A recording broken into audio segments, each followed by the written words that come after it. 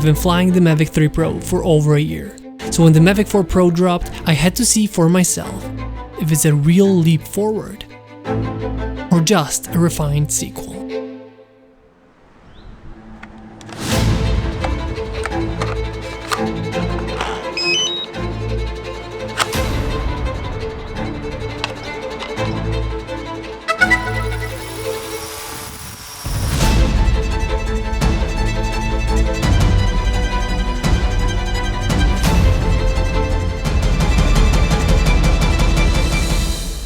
Let's go over how good it actually is, how much of an upgrade it is compared to the predecessor, and overall who this drone is for, how is it actually in real world usage.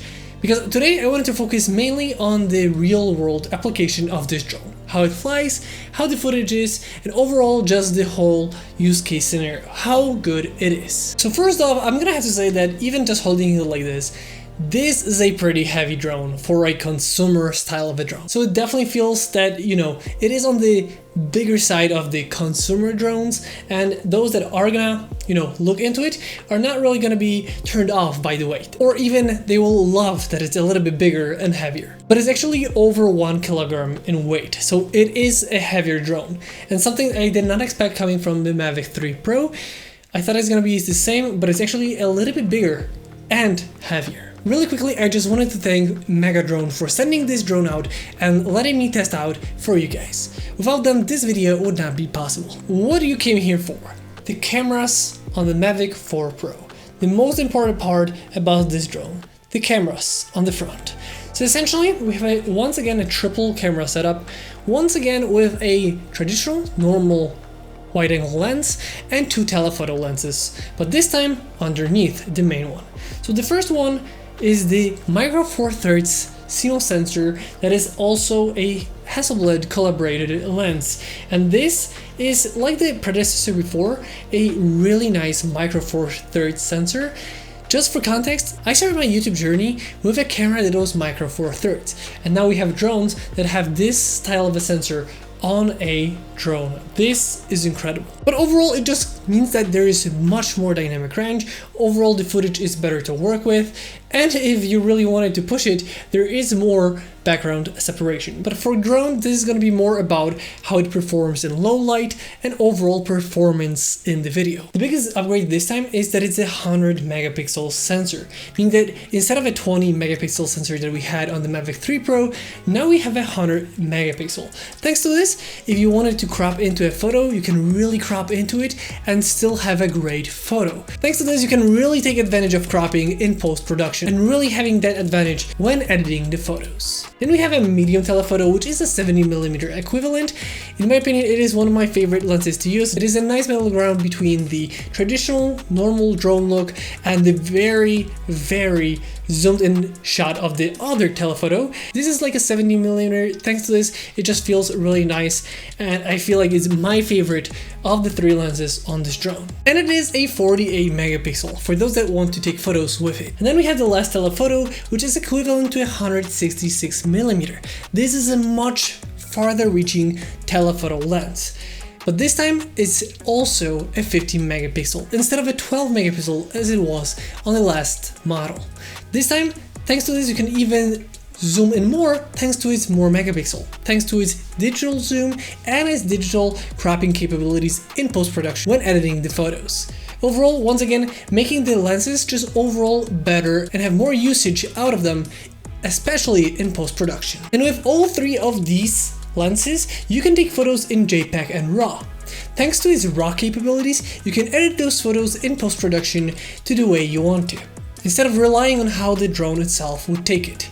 So essentially, this is great for those that want to have their own input into their photos, just get as much out of the camera as possible. One nice addition that this has over its predecessor is not only the cameras have been updated to be even better, it has a true vertical, meaning that it has an infinite style gimbal, meaning that you can turn and twist it around. Thanks to this, you can take vertical photos with no problems. Essentially, not only you can take a nice horizontal photo with this spinning design of a gimbal that is a little bit different in terms of just the design.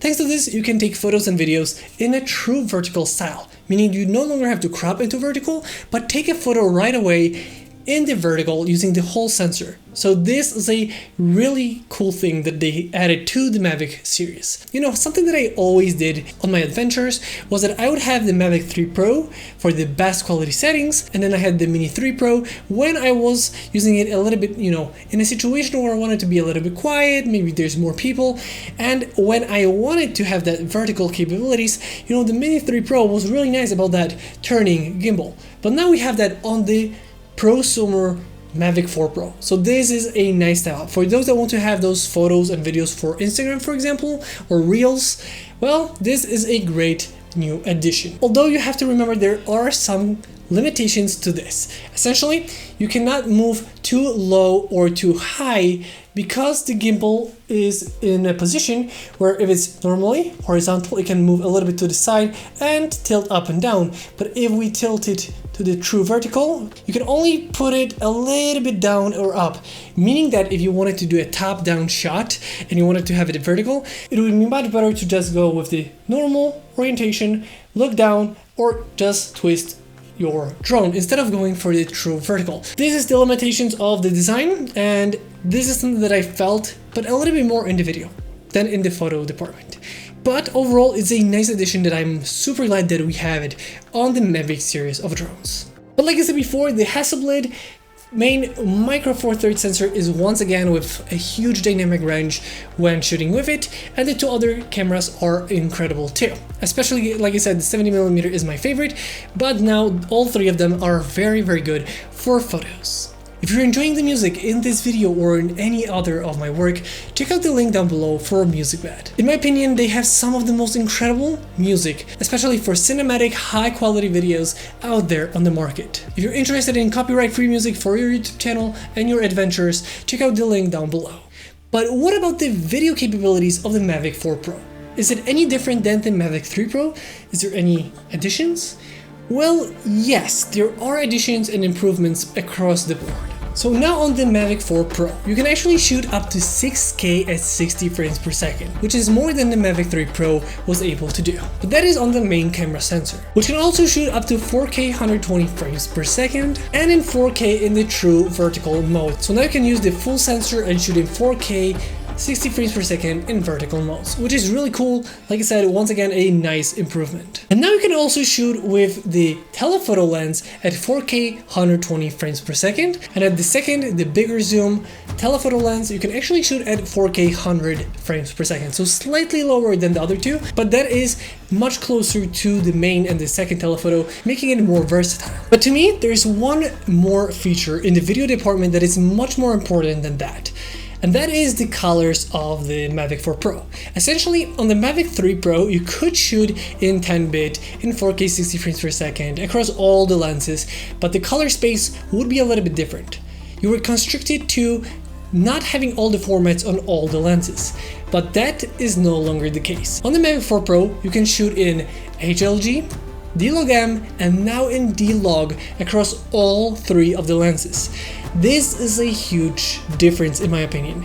If you ever shot with the Mavic 3 Pro, you know the pain of having the main sensor shot in 10-bit D-Log and then 10-bit D-Log-M on the different telephoto lenses, meaning that you would have to mix and match those shots and try to color them the best that you can to really make them match together. But now, because you can use all the formats on all the lenses, you can have it matched all across the board. So if you want to shoot in D-Log or D-Log-M, that's no longer a problem. You can use it on all three lenses, and then they're going to be much easier to color grade and color match when editing the video. So in my opinion, this is a very maybe a minor thing on paper, but in the real use case scenario, this is definitely a huge thing, and I really love that they implemented that in the Mavic 4 Pro.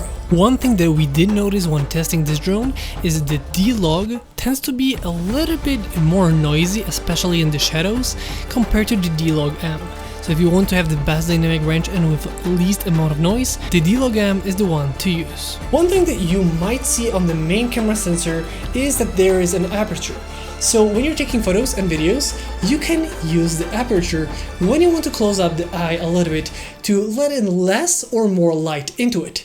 If you're closing up the eye and you are in a sunny situation or where you have the sun in the frame or some kind of lens flare, you're gonna see it look much different than just a straight flare. You're gonna see that closed aperture effect, which is really cool. And because I did not have the ND filters available for testing of this drone, I could not use the best settings for video. Rather, I would have to have a much higher shutter speed or close up the main camera sensor's aperture to really dial in how much light I'm letting into the drone. So with that being said, the aperture on the main sensor is really nice for photos and videos. If you don't want to use an ND filter, or maybe if you're in a scenario where you don't have any time to change it, you can on the fly change the aperture, and also it adds a little special effect if you like it. Also, the tracking modes are incredible. It works on humans, boats, objects, landmarks, and even people riding a bike. And the tracking works on all different lenses, which is incredible to make some really unique looking shots. Other than that, we have an omnidirectional safety features. As usual, we have the sensors on the top and on the top on the back here. Then we have the sensors on the bottom. We also have a LiDAR sensors. So there's a lot of safety features, omnidirectional, meaning that it has sensors from all directions all around the drone. The flight time is also improved because it is now up to 51 minutes of flight time. In my personal use case scenarios, I wouldn't say it was a 51 minute, but it's normal. It all depends on the wind and situation where you're at, but it is a long flying drone. Like, I have to say that the Mavic series of drones, the Mavic 3 Pro, the Mavic 4 Pro now, really stay in the air a long time.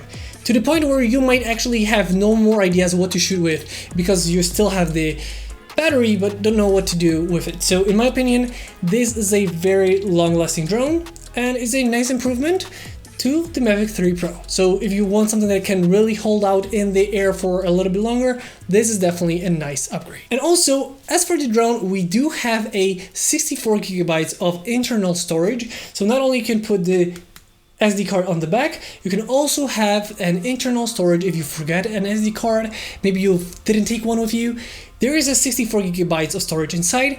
With the pretty high quality settings and quality footage and photos and videos from the drone, it's easy to fill it up. But other than that, it is nice that it has that built-in storage, just in case you forget it or you filled up your SD card. As always, the batteries on the back are pretty nice, smart batteries that we have.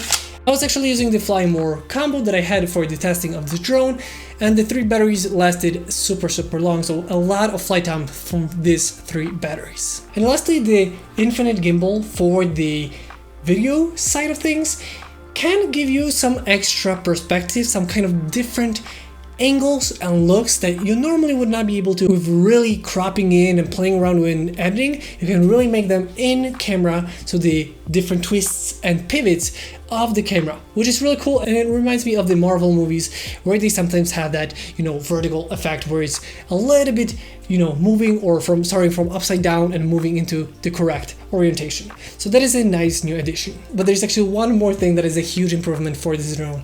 The new controller, which is the DJI RC2. In my opinion, this is one of the most exciting thing about this drone, in my opinion. Just made me so excited to use it because I wanted to see how good this controller is, and I would never expect that a controller would make me so excited about using a drone because it is such a cool design. So as you can see right off the bat, we have a big 7-inch display. Then when we open it up, right away it turns on. So this has a really nice 7-inch display. Also, you don't have to screw in the control sticks anymore because they fold in nicely here. When you close up the controller screen, they fall right into place, so you no longer have to really, do anything with them. So this is how fast you can set it up. You just open it up and it works, everything is ready to go. You have the 2 antennas on the back, so you can just do this and it's pretty much fully ready to go. And it works fantastic. It is a little bit bigger, it is a little bit heavier, and the screen is a little bit bigger. But for the use case, for just having the best option out there, This is incredible, feels great in hand. The screen itself is adjustable, you can change it the way you want to. You also have new controllers like this. For example, you can use the infinite gimbal. And other than that, the most important part is not only have a really nice screen, a really quick setup. I really love the design of the controllers, that you just open it up and it works, you don't have to screw anything in. But there's one more thing. If you want to use a true vertical setup and you wanted to really quickly switch your camera to the vertical, you no longer have to do it on the controller itself. All you have to do is just flip the screen.